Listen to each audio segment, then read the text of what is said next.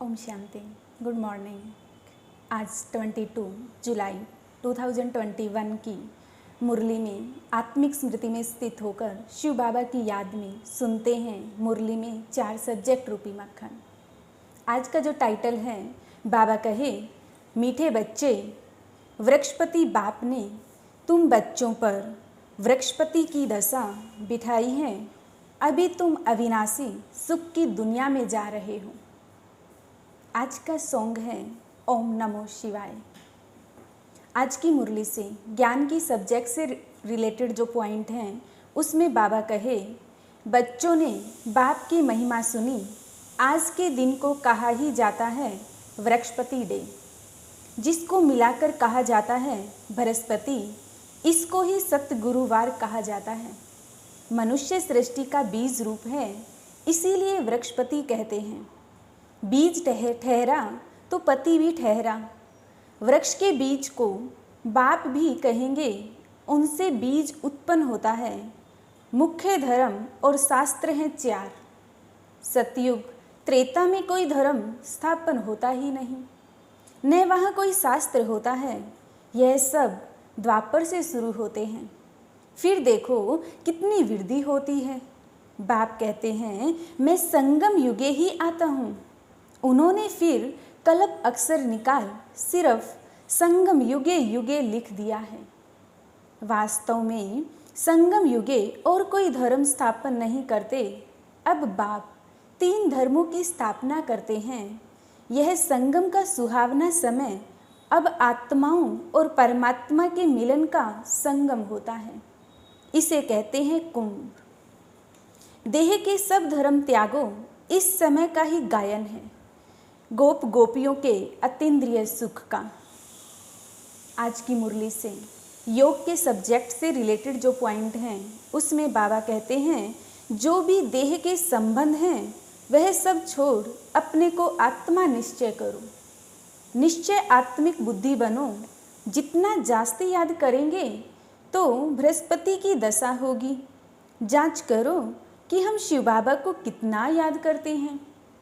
याद से ही कट निकलती जाएगी, तुमको खुशी होगी। विकर्म विनाश होंगे, धर्मराज की सजाओं से बचेंगे। अपने कल्याण के लिए याद का चार्ट रखो।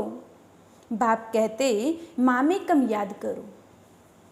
आज का जो वरदान है वो भी योग से रिलेटेड है। तो वरदान में बाबा कहे, पहली श्रीमत पर विशेष अटेंशन दे। फाउंडेशन को मजबूत बनाने वाले सहज योगी भव। और पहली जो श्रीमत है वो है योगी बनो।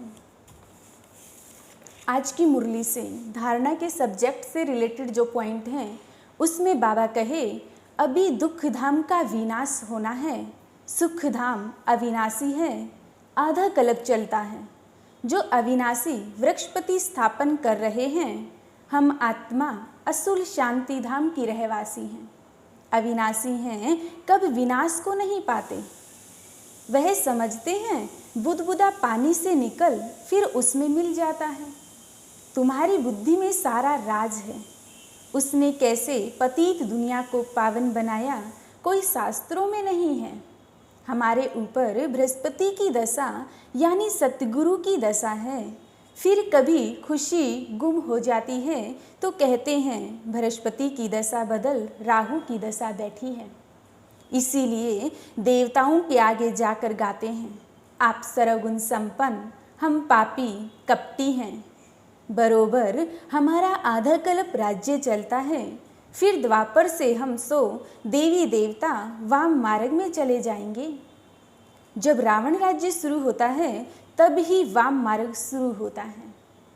आज का जो स्लोगन है वो भी धारणा से ही रिलेटेड है। तो स्लोगन में बाबा कहे, कर्म आत्मा का दर्शन कराने वाला दर्पण है।